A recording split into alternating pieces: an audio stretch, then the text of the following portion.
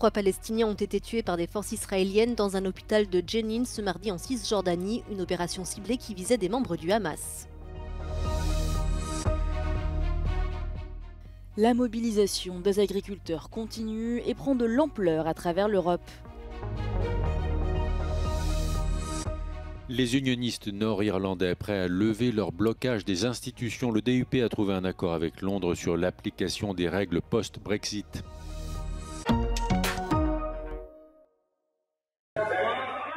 Trois Palestiniens ont été tués par des forces israéliennes dans un hôpital de Jenin ce mardi en Cisjordanie. Une opération conjointe de l'armée, de la sécurité intérieure et de la police israélienne qui présente les victimes comme des membres du Hamas et les accusait d'utiliser l'hôpital comme base arrière pour tenir des réunions et planifier des attaques. Le Hamas a reconnu qu'il s'agissait de membres du mouvement, mais l'organisation dénonce de son côté des meurtres illégaux. Ces images de vidéosurveillance relayées sur les réseaux sociaux montrent une douzaine de soldats dans l'enceinte de l'établissement déguisés en femmes et en soignants. Il s'agirait d'une opération ciblée qui n'aurait pas donné lieu à des échanges de tirs et aurait été menée à l'aide d'armes équipées de silencieux, selon des membres du personnel médical. Depuis le début du conflit entamé en octobre dernier, près de 370 personnes auraient été tuées en Cisjordanie, d'après les responsables de l'autorité palestinienne.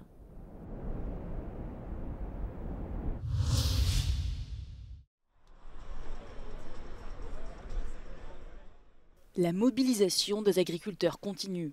De nombreux blocages ont lieu en France ce mardi et les agriculteurs ne comptent pas s'arrêter là. Ils menacent d'assiéger Paris et de bloquer le marché international de Rungis. Les agriculteurs espagnols ont annoncé rejoindre à leur tour le mouvement. Même état d'esprit en Belgique où les agriculteurs ont également manifesté ce mardi. À travers l'Europe, le monde agricole se plaint des salaires trop bas, de la concurrence déloyale, notamment venue des pays hors Union européenne, des lois environnementales trop restrictives, ainsi que du non-versement des aides de la PAC, la politique agricole commune de l'UE. Dans son discours de politique générale, le nouveau Premier ministre français, Gabriel Attal, a promis que ces aides seraient versées aux agriculteurs français avant le 15 mars.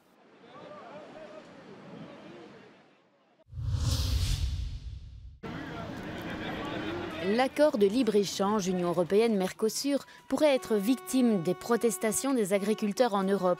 Parmi leurs revendications, les agriculteurs français et belges ont soulevé le problème de la concurrence déloyale. Ils estiment que l'accord permettrait l'entrée de produits agricoles en provenance d'Amérique du Sud qui, selon eux, ne respectent pas les mêmes normes. Nous, on a tout pour le faire chez nous. On nous impose de pas produire chez nous et de l'importer de l'extérieur qui n'est pas du tout à des bonnes normes comparé à nous. Et au final, nous, ça nous met des bâtons dans les roues et c'est vraiment impossible de continuer à cette allure-là pour nous. Le président français Emmanuel Macron a été en contact avec la Commission européenne et a demandé d'arrêter les négociations car il est impossible de conclure les négociations à l'heure actuelle. La Commission reconnaît que les conditions pour parvenir à un accord ne sont pas réunies, mais affirme que les contacts sont maintenus. La discussion continue et l'Union européenne continue à poursuivre son objectif d'atteindre un accord qui respecte les objectifs de l'UE en matière de durabilité et qui respecte nos sensibilités, notamment dans le domaine agricole. L'accord commercial entre l'Union européenne et les pays du Mercosur, qui comprennent l'Argentine, le Brésil, le Paraguay et l'Uruguay, fait l'objet de négociations depuis des décennies. Après un premier accord en 2019, de nouvelles conditions ont empêché sa ratification.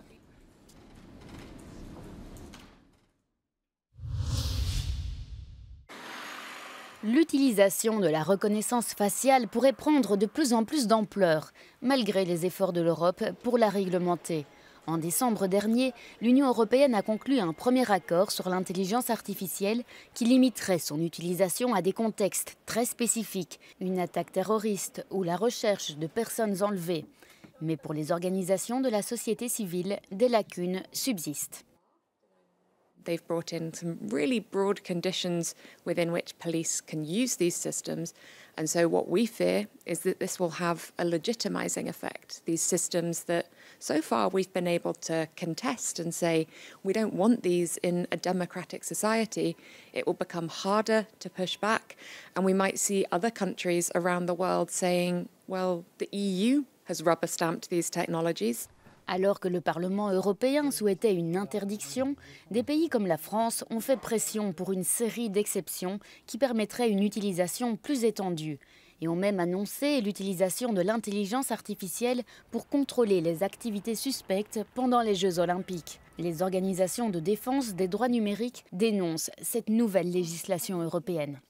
What we can expect is potentially an increase in the use of facial recognition systems in our public spaces, especially when these systems are used live. So the idea that as you are walking around a public space, going to the shops, going to school, to the doctors, to a demonstration, that there might actually be increased powers for law enforcement agencies to be using this live facial recognition technology to track you across time and place wherever you're going.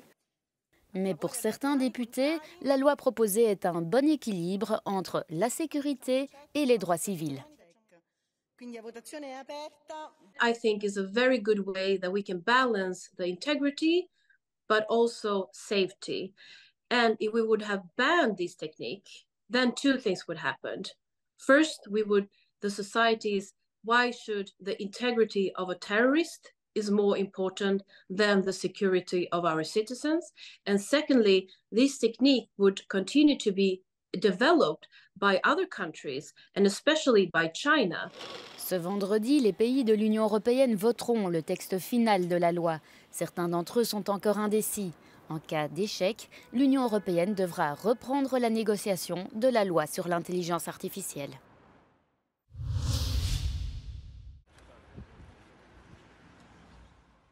Nouvel épisode de la crise institutionnelle qui touche la Pologne. Le parti nationaliste Droit et Justice, qui a perdu sa majorité au gouvernement en octobre, accuse le nouveau parti libéral au pouvoir d'être en train de mettre en place les conditions d'un coup d'État.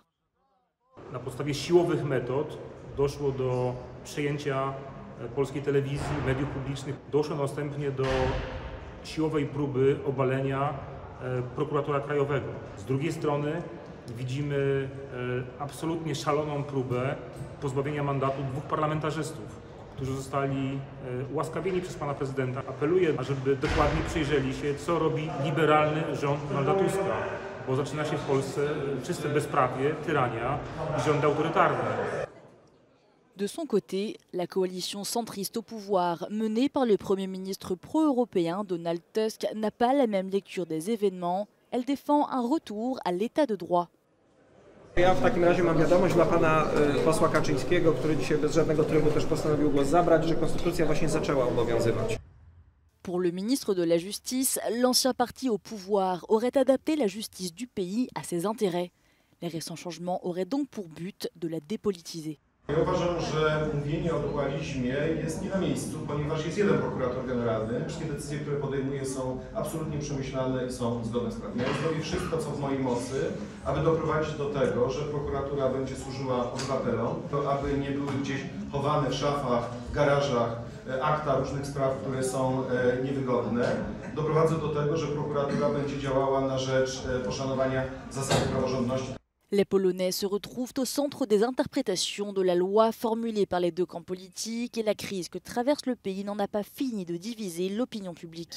Legal disputes between the party leaving power and the current government concern many legal acts, public institutions and positions. And this dispute will certainly not end soon. Magdalena Hodownik for Euronews from Warsaw. Vers une sortie de la crise institutionnelle en Irlande du Nord, le principal parti unioniste pro-britannique a trouvé un accord avec Londres sur l'application des règles commerciales post-Brexit.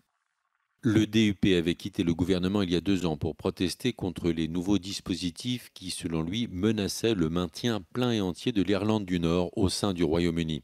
Le chef du DUP, Jeffrey Donaldson, dit avoir reçu de son parti un mandat pour aller de l'avant.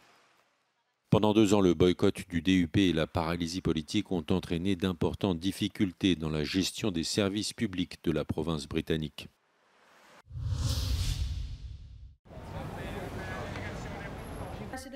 La première ministre italienne Giorgia Meloni a dévoilé lundi un plan pour promouvoir le développement de l'Afrique et freiner l'immigration lors d'un sommet organisé à Rome. L'Union européenne et les Nations unies ont indiqué que ce plan viendrait compléter des initiatives déjà en cours sur l'adaptation au changement climatique et le développement de l'énergie propre sur le continent. Le président de la Commission de l'Union africaine s'est de son côté dit ouvert aux discussions et a mis la pression sur Giorgia Meloni, demandant des actes concrets. Monsieur le président de la Banque africaine de développement, j'ai cru comprendre, Madame la présidente du Conseil, que le plan Mattei que vous proposez et sur lequel nous aurions souhaité avoir été consultés abonde dans ce sens. L'Afrique est disposée à discuter les contours et les modalités de sa mise en œuvre. Je dois insister ici sur la nécessité de joindre les actes aux paroles. Le plan italien, qui prévoit une dotation initiale de 5,5 milliards d'euros, a été critiqué par l'opposition, qui l'a qualifié de boîte vide néocoloniale visant à exploiter à nouveau les ressources naturelles de l'Afrique. Today's conference has shown that Italy cannot act alone. It not only needs to build stronger ties with African countries, but it also requires the backing of European institutions. And timing is also crucial. It will take years before the plan will produce the desired results, and that's why Giorgia Meloni has to ensure that her approach towards the African continent will last well beyond her government. Giorgia Orlandi for Euronews in Rome.